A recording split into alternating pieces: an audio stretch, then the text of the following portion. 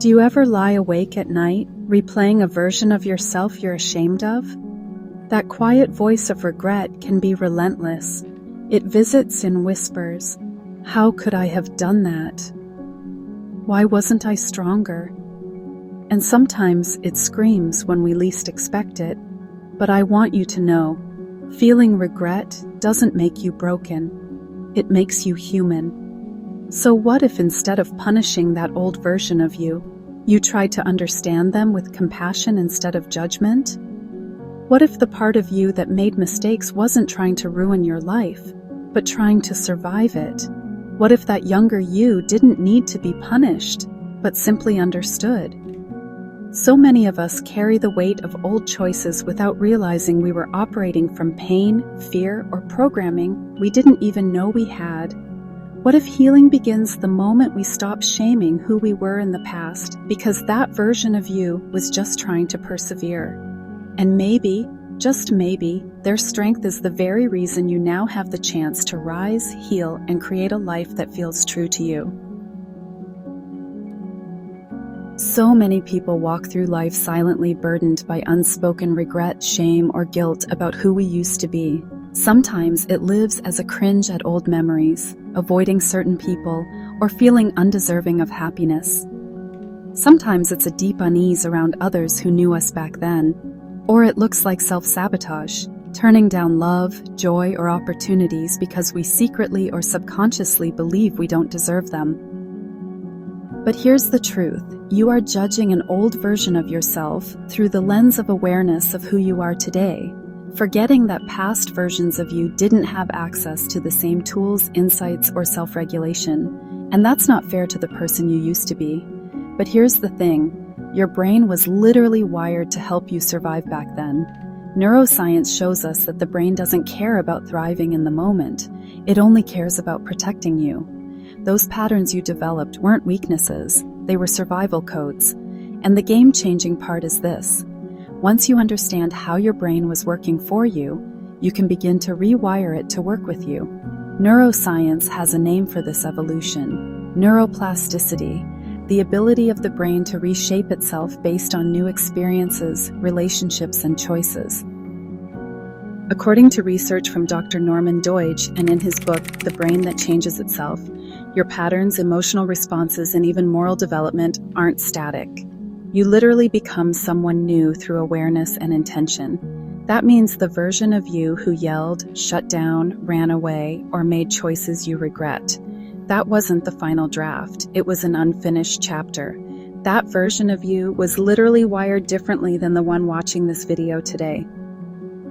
Have you ever caught yourself saying, "I should have known better," or "Why did I do that?" What's one thing you're ready to let go and stop punishing yourself for? Comment below. If you want to go deeper with this, I highly recommend Dr. Nicole LePera's book, How to Do the Work. She beautifully explores how our nervous systems, coping behaviors, and emotional reactions are often responses to what we've been through, not just evidence of who we chose to be.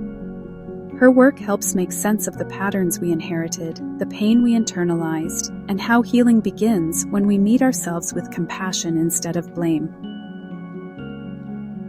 Forgiveness isn't about erasing the past, letting ourselves off the hook, or pretending it didn't hurt or hurt others. It doesn't mean erasing consequences. What it does mean is that you choose to stop defining yourself by what you didn't know then. It's about integration, reclaiming the parts of us that were wounded and misunderstood.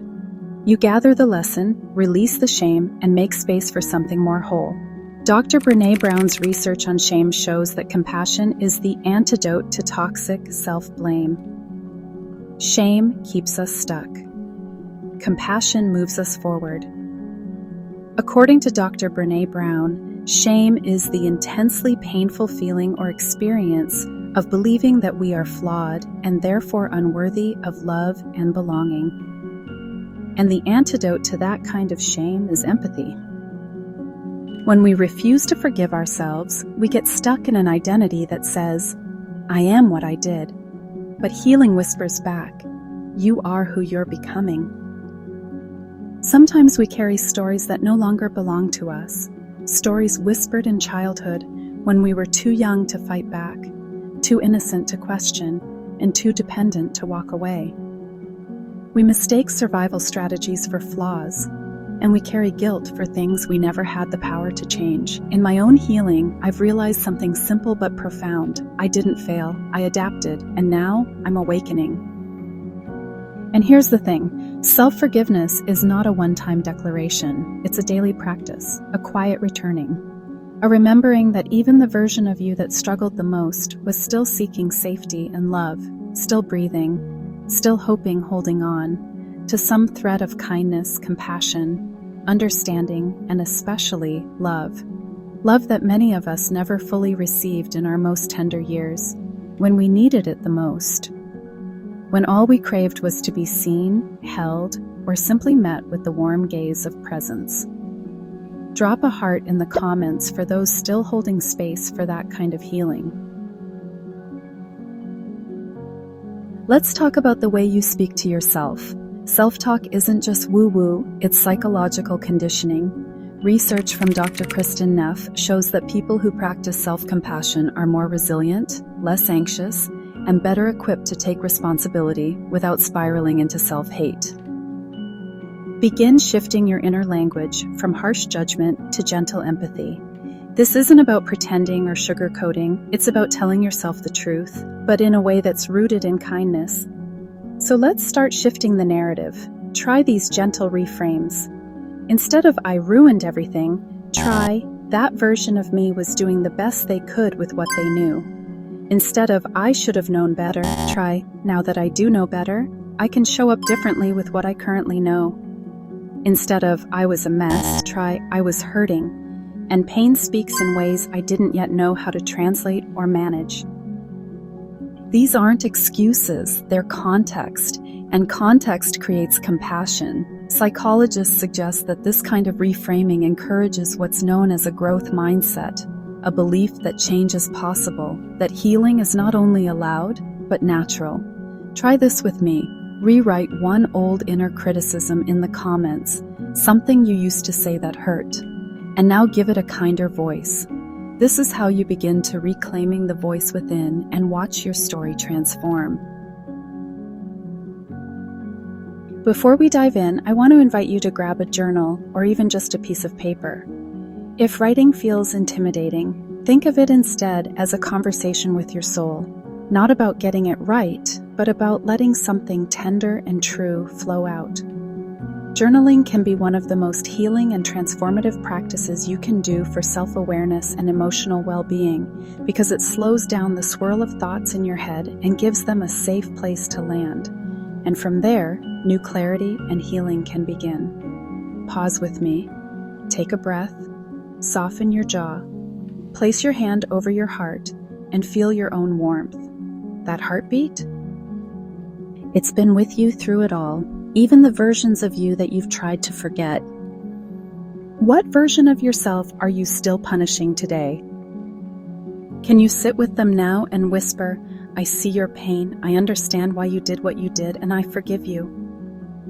If you're ready to gently turn inward, here are a few journal prompts to help you reconnect with yourself. You don't need to have all the answers. Just be honest, be kind, and let whatever needs to come through come through. This first question starts gently by opening awareness and without it being overwhelming. What is one thing I used to do that I now judge myself harshly for? This next question bridges judgment into compassion, easing you towards empathy. If I could sit with my past self in their pain, what words of compassion would I offer? This next question helps reframe old survival strategies as resilience, not failure. How did that version of me cope the best way they knew how, even if it wasn't perfect or right? This final question lifts the energy upward, turning pain into strength and gratitude. What strengths or lessons did my past self give me that still benefit me today?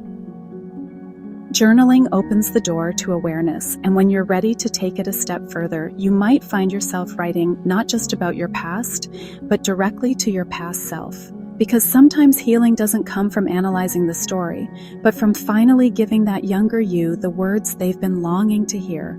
Words of comfort, forgiveness, and love. from the only person who can truly set them free, you. Awareness is always the first step.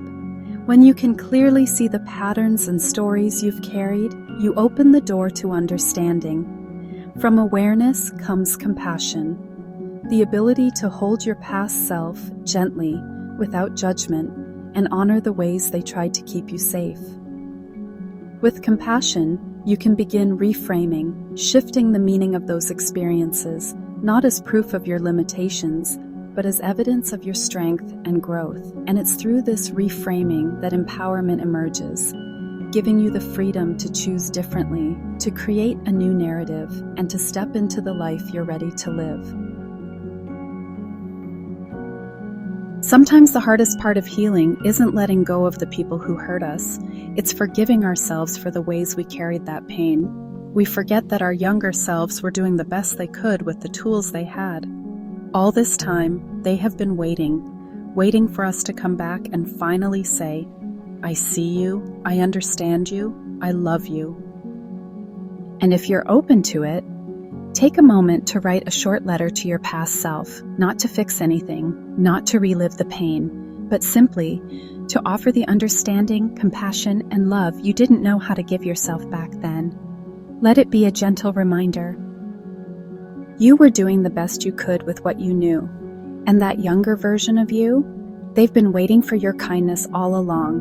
Write to them like you would a dear friend. Let them feel seen. Let them feel safe. Let them know they were never broken, only burdened. If you're unsure where to begin this letter to your past self, here's a simple starting place. Start with, I forgive you for. End with, you were only trying to. You don't have to fix the past to make peace with it. You simply have to stop abandoning yourself every time the memory comes up. That's where healing lives, not in erasure, but in reconnection. Here's an optional practice. Find a quiet space tonight. No music, just your breath. Say out loud, I am safe. That's it. And simple. Repeat it as many times as you need until safety and self-trust grow within you. Let this be the start of your reconciliation. We all carry versions of ourselves that still ache for forgiveness. The younger parts of us that made choices out of fear, confusion, misguidance, no guidance, or survival. Which part of you is still waiting to be forgiven? Can you sit with them and whisper, I see you, I understand how hard it was, and I'm ready to love you now. You don't have to fix your past to make peace with it. You simply have to be willing to stop abandoning yourself. I know this journey intimately. I've carried guilt for years. Guilt for not knowing better, for losing myself, for the damage I caused while trying to survive. But I also know this. We are allowed to grow beyond who we once were. We are allowed to come home to ourselves. This series isn't about being perfect. It's about being honest, gentle, curious. It's about finally meeting the parts of ourselves we once tried to forget and offering them love instead. You're not alone in this. I've been there too, and together we're going to begin again.